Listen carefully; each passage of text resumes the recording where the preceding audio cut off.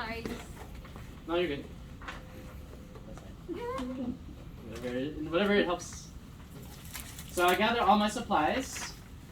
Before I'm going to my room, I'm also going to be saying, I have checked my doctor's orders. I have also acknowledged what type and strength solution I'm going to use. So I'm going to go in, knock knock, do my national patient safety goals. Say, hello, Mr. Moore. My name's Alfred. I'm going to be your nurse for today. I'm going to be performing wound care. You guys want me to do this? Yes. So I'm going to be checking the floor to make sure it's free of clutter. Looking at the bed. As, the bed breaks are locked. I could put my supplies on my bed as well. Now, Mr. Moore, I'm going to be checking my medical air. My oxygen's on. My suction's on. Ambu bag is present. Thank you. Side rows are up. I'm going to be lifting up the bed for appropriate height. So now, Mr. Moore, your doctor ordered wound care. We got to always educate our patient. So the two education I'm going to be saying is, what we're going to do is wound care. What we want to, why, is to promote wound healing and to prevent infection. How long is going to take 15 minutes? What it is, I'm going to be checking out your old dressing, taking a look at your wound.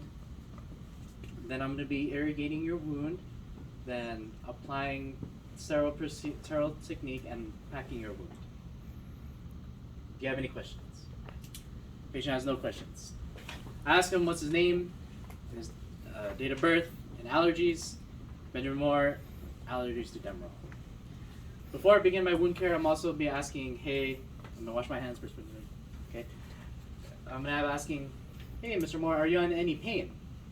For validation, you're gonna tell me he has no pain. And I also want to hear, if my patient has any pain, I would medicate per doctor's order. Check back in 30 minutes to evaluate your pain level. Because you don't have any pain, we're going to proceed with wound care. Because if you look in the checklist, he does say he has pain. And if he does have pain, you have to do peer QRST and med admin again. Within 15 minutes. All right, so I washed my hands. All right, I'm still in the room. I haven't left. I'm going to be, this time I already have my gloves. I'm going to be conscious to where I'm going to be working with, and I want to have proper position of my patient. The butt's not going to be here. I have my supplies. I will put it here.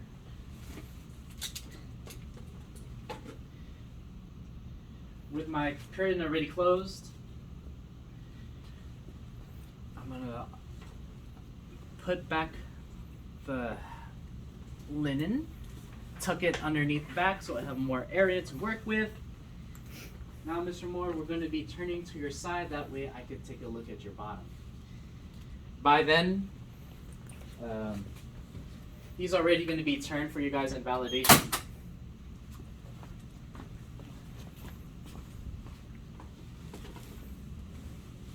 So like this.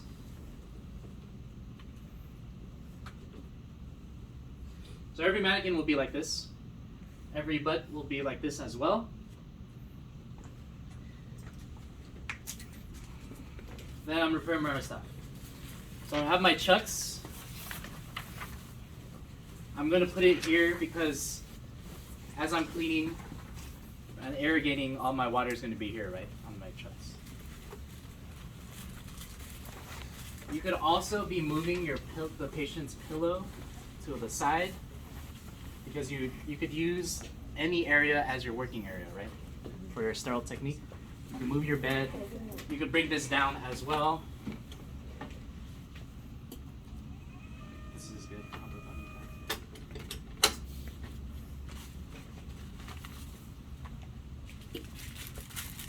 So I'm thinking, where am I going to put my stuff? My biohazard bag.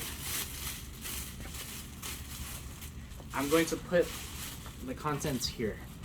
Some students also going to be folding the top rim just like this, and then somehow putting it over here. Okay.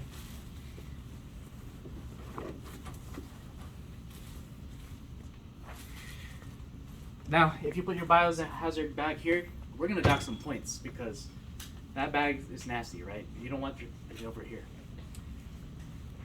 And we don't want you also, when putting your stuff, putting your hand to smush it. I'm still going to be preparing my stuff. There.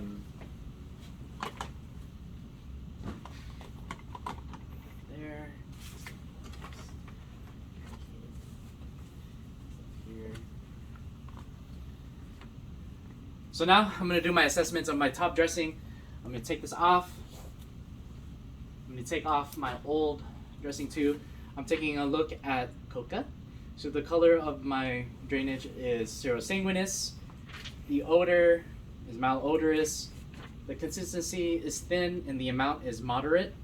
Then I'm going to discard to my biohazard bag.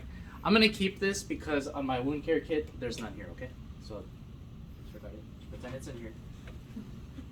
And I'm also going to be looking at my wound bed. We want 3 adjectives. So I see red, so that's my granulation tissue. I see bum. I see slough. I'm also be assessing my wound edges. So I see that my wound edges are not approximated, and there's also induration. Then I'm going to be measuring my wound. I'm going to get my length and width. While opening this, I see some tunneling at 7 o'clock, undermining from 12 to 2. My length is going to be 10 centimeters. My width,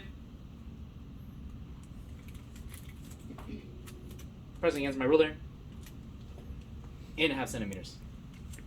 Now I'm going to do depth, going from my deepest spot, looking at to see where it would close.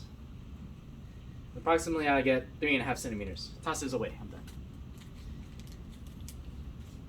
Next thing I'm going to do is I'm going to be irrigating my wound. So I'm going to gather all my supplies. I'm going to be simulating, opening my lid, palm to label, pour some out in my biohazard bag, pour out into my piston syringe, and then I'm going to be also opening up, because we're going to be packing, prepare for that also. I'm going to be opening up my 4x4 gauze. This one we want you guys to pour your solution in here. And you're going to be opening up another 4x4 gauze. This will be your dry gauze.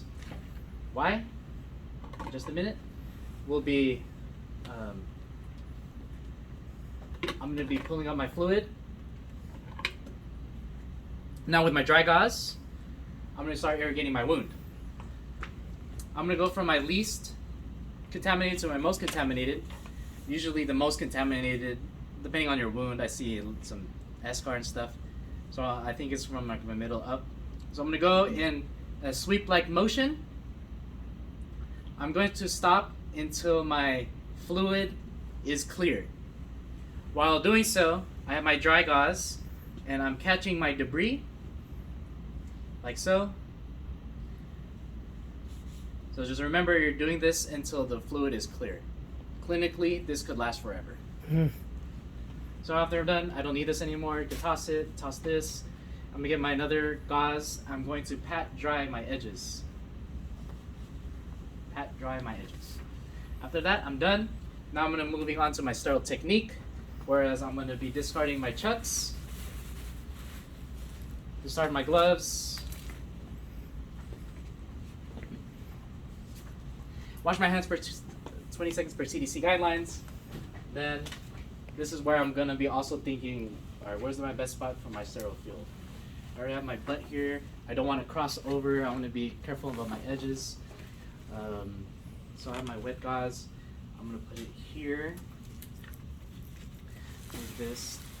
Be conscious of my work area.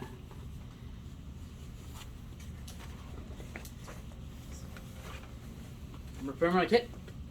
Opening away from me, I believe.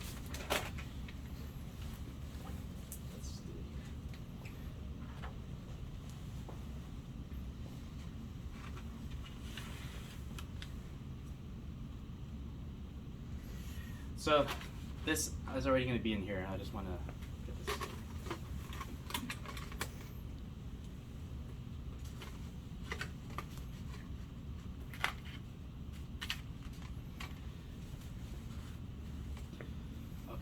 gonna grab it by my 1-inch border.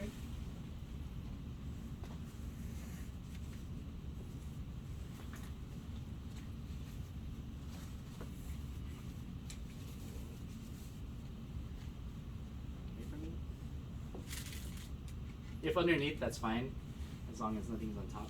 I'm not gonna do my best to not cross over. I'm touching my 1-inch border, so I have my working area. Cool. Then I'm gonna get my stuff, drop 6 inches.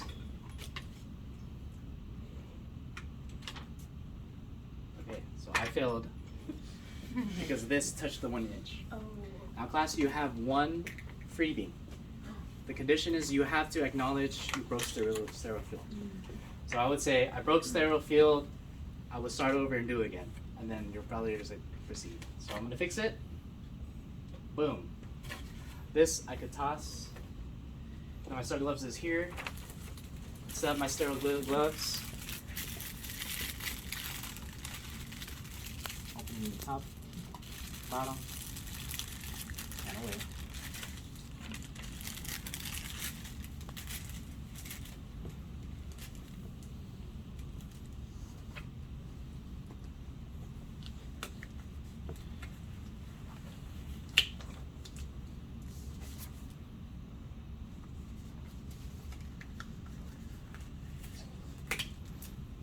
Okay, I'm good to go with my sterile gloves. Now, I'm gonna grab my forceps. It's easier when this is wet. I put my sterile field over here. That way, when I'm packing my wound, I'm not over my sterile field, right? So, like I said, it's easier when it's wet, so you can pack. If it's wet, it'll stick easier. Then I'm gonna pack it here. Be conscious that you don't touch the wound with your tongs. Alright, let's just pretend it sticks, okay?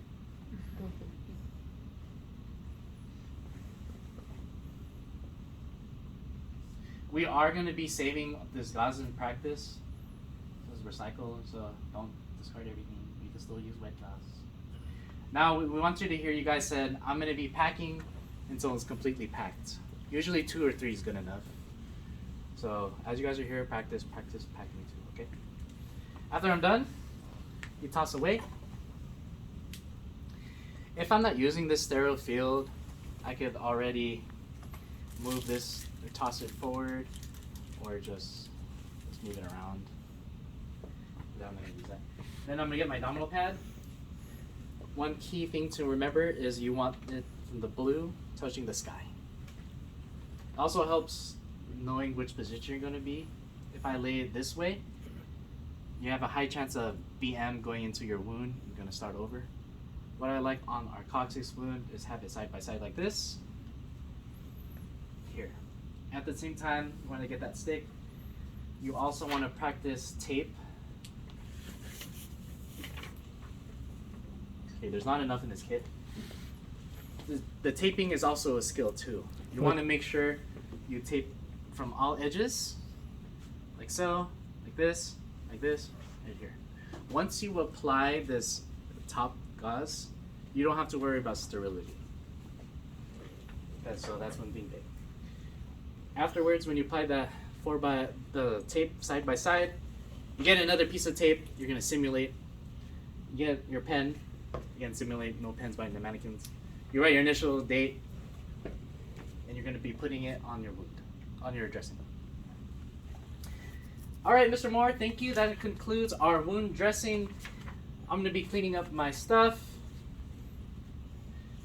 You're gonna toss everything in the biohazard bag as you need it. Take off your gloves, wash your hands per CDC guidelines. Or actually, you're gonna keep your gloves. Realistically, you would move the butt aside, reposition, put the bed down, check the floor for your clutter.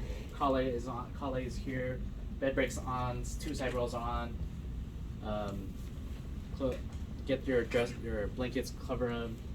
Mr. Moore, do you have any questions? No. Okay, thank you. Call me if you need anything. So that's it. So we have until 4.